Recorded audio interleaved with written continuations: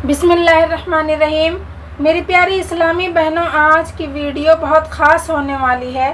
यह उन औरतों के लिए इबरतनाक है जो 5 गुनाह बड़े शौक़ से करती हैं, मगर उन्हें इस बात का अंदाज़ा भी नहीं है कि यह 5 गुनाह उनके घर की खुशियों को बर्बाद कर रहे हैं।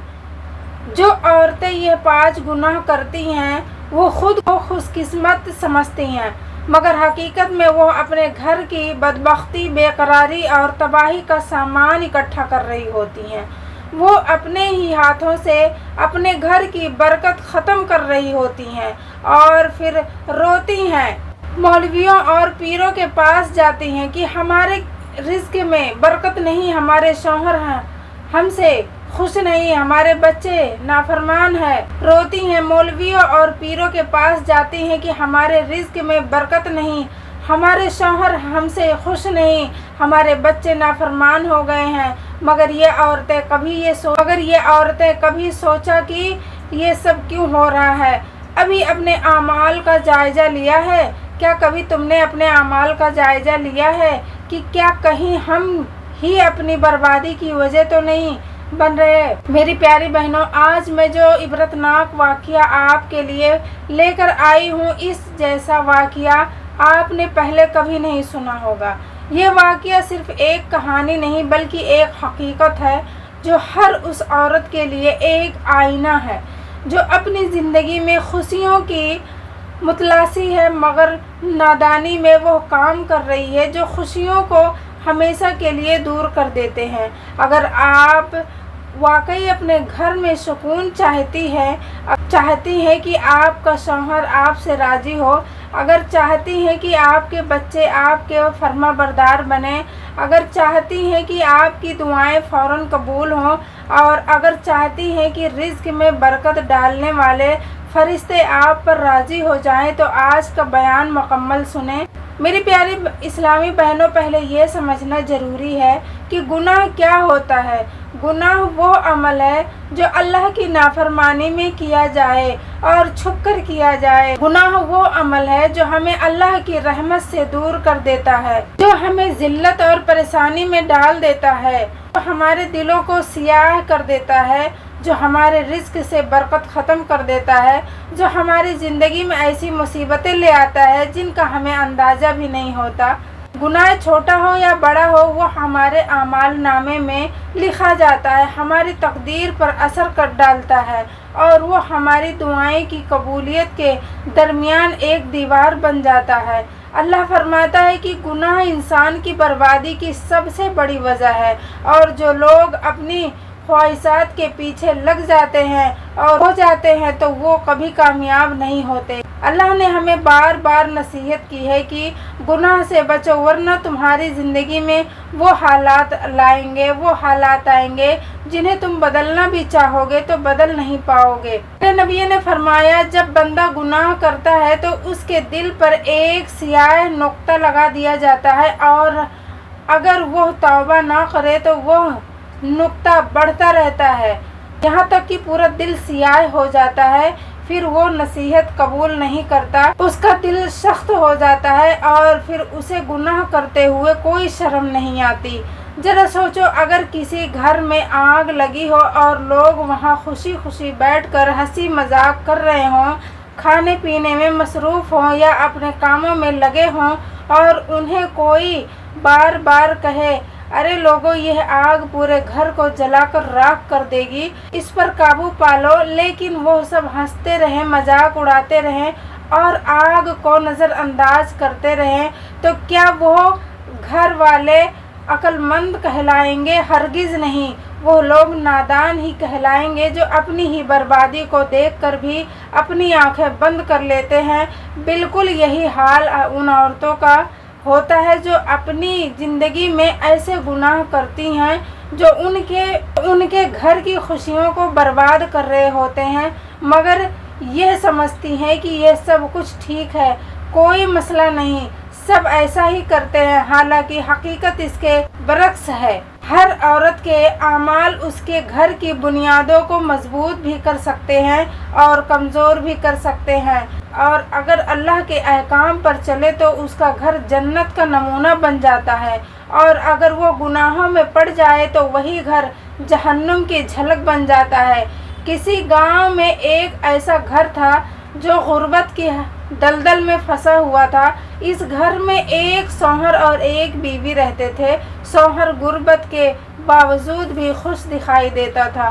وہ ہر حال میں اللہ تعالیٰ کا شکر ادا کرتا تھا اور قناعت کے ساتھ زندگی گزارتا تھا، مگر اس کی بیوی اپنے خواہشات پوری نہ ہونے کی وجہ سے ہمیشہ اللہ تعالیٰ سے شکوے شکایت کرتی رہتی تھی۔ وہ دن رات اپنے شوہر کو کوستی، اسے طعنے دیتی اور کہتی، جب سے میں تیرے جیسے بدقسمت انسان کے ساتھ بیاہی گئی ہوں، میری کوئی خواہش پوری نہیں ہوئی۔ میرے پاس بڑے بڑے امیر لوگوں کے رشتے آئے تھے، مگر قسمت نے مجھے تیرے جیسے غریب آدمی کے نصیب میں ڈال دیا۔ اب میں اپنی ساری خواہشات کو مٹی میں دفن کر دیا۔ شوہر یہ باتیں روز سنتا مگر خاموش رہتا، صبر کرتا اور رات کے اندھیرے میں اللہ کے حضور دعا مانگتا کہ اے اللہ، میری بیوی کو ہدایت دے، اسے صبر اور قناعت عطا فرما۔ مگر ہدایت بھی اسے ہی ملتی ہے جو خود اللہ تعالیٰ سے ہدایت طلب کرے۔ وقت گزرتا گیا، بیوی کے دل میں حرص اور لالچ بڑھتی گئی۔ اس کی زبان پہلے سے زیادہ سخت ہو گئی اور اس کے دل میں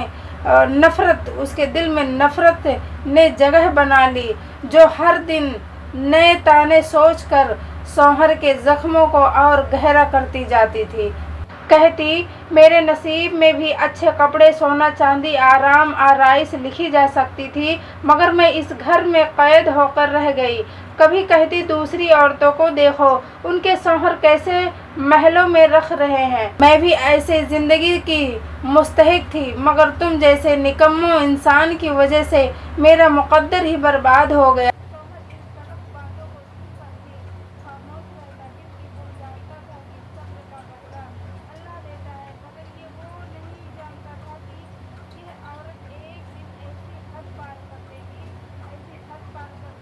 جس کے بعد اس کی زندگی ہمیشہ کے لیے بدل جائے گی۔ بیوی کے دل میں شوہر کے لیے نفرت بڑھتی گئی اور پھر ایک دن ایسا آیا کہ اس نے شوہر کو چھوڑنے کا فیصلہ کر لیا۔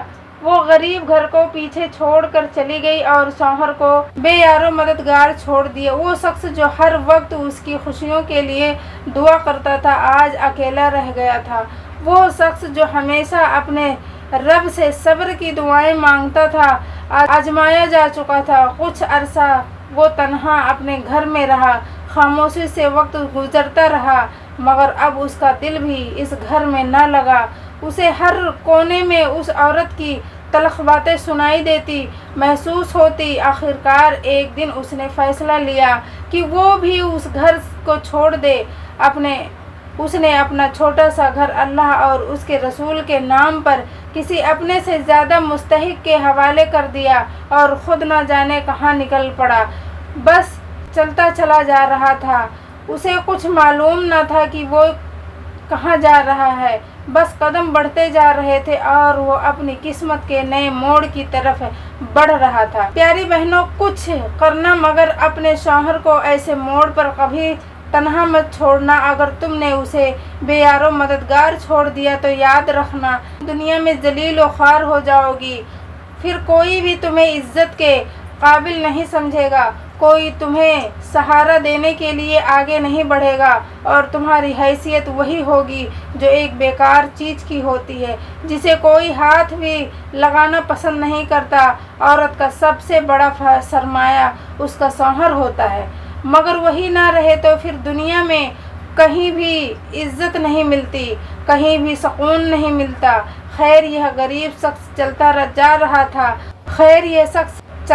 رہا تھا پر بے مقصد قدم بڑھاتا، دل میں اللہ کا شکر ادا کرتا اور سانس میں اپنے رب کا ذکر کرتا۔ بھوک نے اس کا برا حال کر دیا تھا، جسم کمزور ہو چکا تھا، مگر اس کی زبان پر اب بھی اللہ اور شکر کے الفاظ تھے۔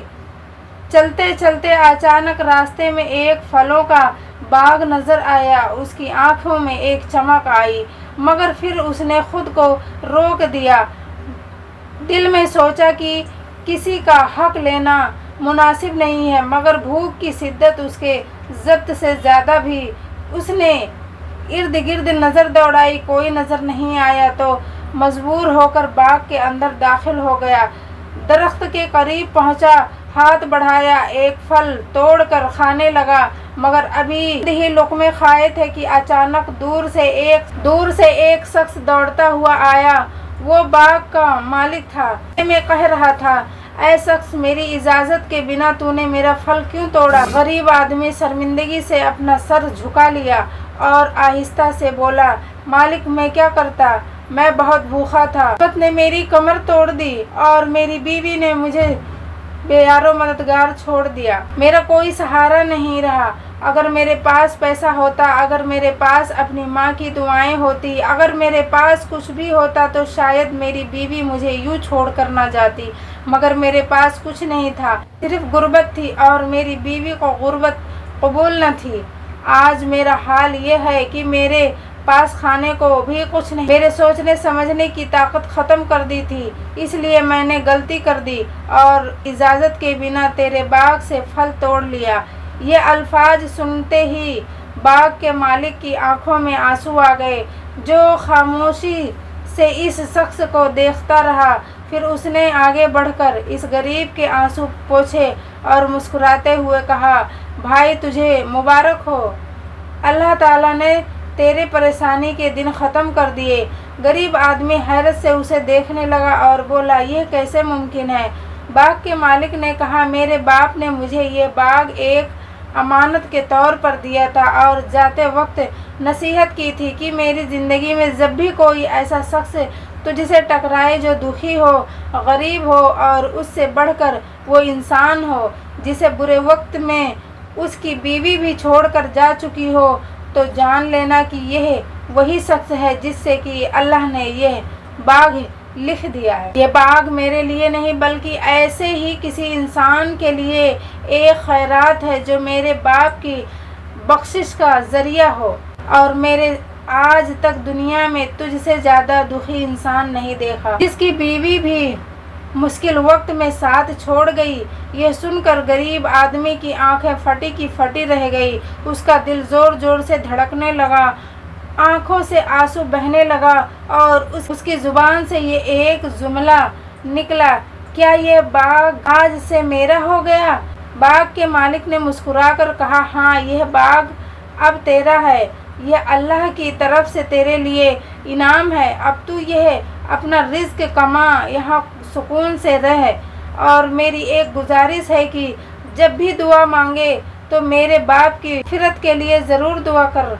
यह अल्फाज सुनते ही गरीब शख्स वहीं सजदे में गिर गया और रोते हुए कहने लगा, ऐ अल्लाह, तूने मेरी शुक्रगुजारी का बदला दुनिया में ही दे दिया, मगर मैं फिर भी तेरा लाख लाख शुक्र अदा करता हूँ। वही शख्स जो चंद लम्हात पहले तक, जिसके पास थोड़ी देर पहले न रहने के लिए छत थी, जिसे दुनिया ने ठुकरा दिया था, आज वही एक लम्हे में इतना अमीर हो चुका था। उसके पास अल्लाह की अता की हुई जन्नत जैसी बाग था, वो बाग भी उसका हो गया, नौकर भी मिल गए। वक्त गुजरता गया, औरत इलाके का सबसे बड़ा अमीर बन चुका था।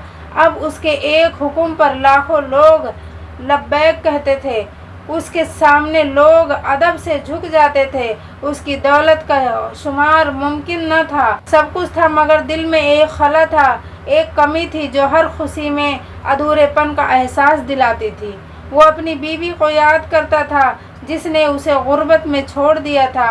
वो सोचता कि अगर वो उसके साथ रहती, सब्र करती, तो आज उसके कदमों में सारी दुनिया होती और वो खुद ही अपनी किस्मत ख़राब कर बैठी। एक दिन उसने अपने गुलाम को बुलाया और कहा, जाओ मेरे लिए रिश्ता ढूंढो, मगर शर्त यह है कि वो औरत किसी अमीर घराने की ना हो। मैं किसी ऐसी औरत से शादी करना चाहता हूँ जो गुर्बत में पली बड़ी हो, जिसके नसीब में फाके लिखे हों, जिसके घर में गुलाम ने मालिक का हुक्म सुना और फौरन निकल पड़ा। गुलाम ने मालिक का हुक्म सुना और फौरन निकल पड़ा। बस्ती का चप्पा चप्पा छान मारा, कई घरों के हालात देखे, मगर एक ऐसा घर मिला जो गुर्बत की आखिरी हद को छू, जहाँ 2 वक्त की रोटी भी मैसर ना थी। वही एक औरत के साथ अमीर शख्स का रिश्ता तय हो गया और एक दिन मुकर्रर कर दिया गया कि फला तारीख को बारात आएगी। वक्त गुजरता गया, दिन आ पहुंचा। वो शख्स जो कभी फाकों पर जिंदगी गुजारता था, आज धूमधाम से अपनी बारात लेकर आया। उसकी शादी हो गई, उसकी ज़िंदगी में खुशियाँ आ गई। अल्लाह ने उसे 5 खूबसूरत बच्चों से नवाज दिया। वक्त का पहिया तेजी से घूम रहा था। वो अपनी ज़िंदगी में बेहद खुश था। एक दिन वो अपने बच्चों को बीवी के साथ दस्तरखान पर बैठा खाने में मसरूफ़ था कि अचानक दरवाजे पर किसी मांगने वाली औरत ने दस्तक दी। अल्लाह के नाम पर कोई मुझे रोटी का एक टुकड़ा दे दो ताकि मैं अपनी भूख मिटा सकूं। आवाज़ सुनकर उसकी बीवी उठी और शौहर ने हाथ से रोका और कहा, तुम बैठो, मैं खुद जाकर फ़कीर को खाना दे देता हूँ। वो शख्स दस्तरखान से कुछ रोटियां और सालन उठाकर दरवाजे की तरफ बढ़ा। जैसे ही उसने खाने का थाल फकीरनी के सामने रखा, उस औरत की नज़र उस पर पड़ी और वो चीख मार कर पीछे हट गई। उसकी चीख सुनकर वो हैरान रह गया और पूछने लगा, ऐ मांगने वाली, तुझे क्या हुआ? तेरी चीख क्यों निकल पड़ी? क्या तुझे कोई तकलीफ़ है? अगर बीमार है तो मैं तेरा इलाज करवा दूंगा। अगर भूखी है तो तेरे सामने खाना रख दिया है, फिर ये खौफ क्यों है? वो औरत थरथराते हुए बोली, क्या तुमने मुझे पहचाना नहीं? वो शख्स गौर से उसे देखने लगा, मगर सामने एक कमज़ोर, बूढ़ी और बदहाल औरत खड़ी थी, जिसका चेहरा झुर्रियों से भरा, जिसकी आंखों में आंसू और जिस्म में थरथराहट थी, जिस्म में थरथराहट। वो बोला, नहीं, मैं तुझे नहीं पहचानता, तू तो आम सी बुढ़िया लग रही है। ये सुनकर वो औरत जारो कतार रोने लगी और कहा कि वो बदबख्त औरत हूँ जिसने तुझे तेरी गुर्बत में छोड़ दिया था, जिसने तेरी इज्जत नफ्स को रोन दिया था, जिसने तेरी मोहब्बत को पैसों के लिए ठुकरा दिया था और तुझे प्यारो मददगार छोड़कर चली गई थी। मगर देखो अल्लाह ने मेरे साथ क्या किया। आज मैं भीख मांग रही हूँ। मेरे पास न इज्जत रही, न माल, न खूबसूरती, न कोई सहारा। वो औरत जो कभी शौहर को ताने देती थी, आज उसकी जुबान लड़खड़ा रही थी। जो कभी शौहर को धुतकारते थे, आज वही हाथ उसके आगे सवाली बनकर फैले हुए थे।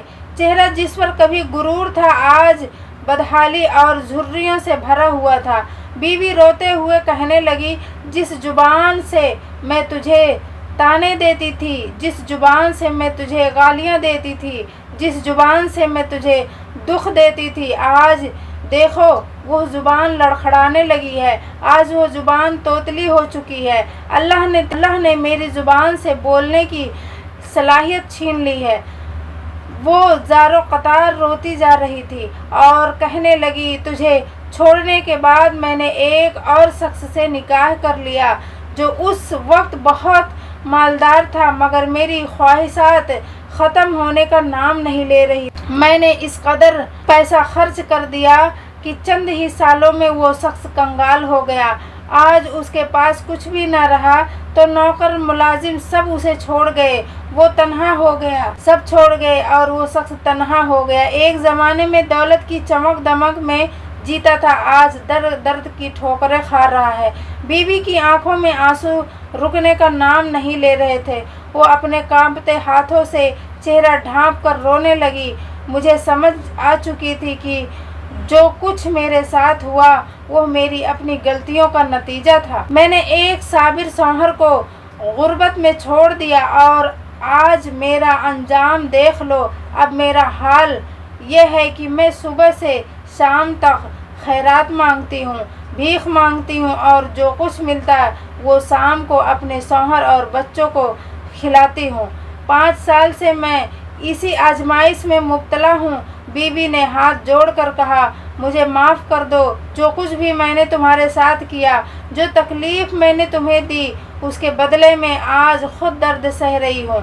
अगर तुमने मुझे माफ़ ना किया तो मुझे मेरा अल्लाह भी माफ़ नहीं करेगा। यह अल्फाज सुनकर मालदार शख्स की आंखों में आंसू आ गए। वो बेइख्तियार रोने लगा। एक लम्हे के लिए उसकी नज़रें नीची हो गई। उसने आसमान की तरफ देखकर गहरी सांस ली और बोला, ऐ औरत, जब जब तू मुझे दुख देती थी मैं अल्लाह का शुक्र अदा करता था। मैंने गुर्बत में भी सब्र का दामन पकड़ा। आज तो खुद सोच कि जो अल्लाह की नाशुक्री करे उस पर कैसी नहुसत आती है, और जो सब्र करे अल्लाह उसे कहाँ पहुँचा देता है। देख ले, तेरी नाशुक्री ने तुझे कहाँ से कहाँ पहुँचा दिया। आज मेरे सब्र ने मुझे कहाँ पहुँचा दिया। अल्लाह ने मुझे वो कुछ अता किया जो मेरे वहम में गुमान में भी ना था। मैं गुर्बत में भी खुश था और आज भी अमीरी में भी खुश हूँ, क्योंकि मैं हर हाल में अल्लाह का शुक्र अदा करता था। फिर वो रुक कर थोड़ा आगे बढ़ी और कहा, औरत, तूने जो कुछ मेरे साथ किया तुझे माफ़ कर दिया। अल्लाह की रज़ा के लिए मैंने इस दुनिया में तुझे माफ़ किया और आखिरत में भी तुझे माफ़ किया। ये अल्फाज सुनते ही वह औरत चीख मारकर ज़मीन पर गिर पड़ी। उसके लब कपकपा रहे थे, हाथ लरज रहे थे, सांस उखड़ रही थी और चंद ही लम्हों में उसकी रूह कब्ज कर ली गई। वो ज़मीन पर हमेशा के लिए खामोश हो गई। गुरूर, उसकी ख्वाहिशात, उसका फ़क्र, सब कुछ मिट्टी में मिल गया। मगर मौत से पहले वो ज़मीन पर अपनी उंगली से लिख कर गई थी, काश मैंने सब्र किया होता। मगर अपने शौहर को गुर्बत के दिनों में बेयारो मददगार मत छोड़ना। अगर छोड़ोगे तो याद रखना तुम्हारा अंजाम भी वही होगा जो मेरे साथ हुआ। मालदार शख्स चंद लम्हात खामोश खड़ा रहा। फिर उसने उस औरत के घर का पता लगाया, उसके मौजूदा शौहर तक पहुंचा, उसे सारी हकीकत बताई, बीवी की मौत की खबर सुनाई।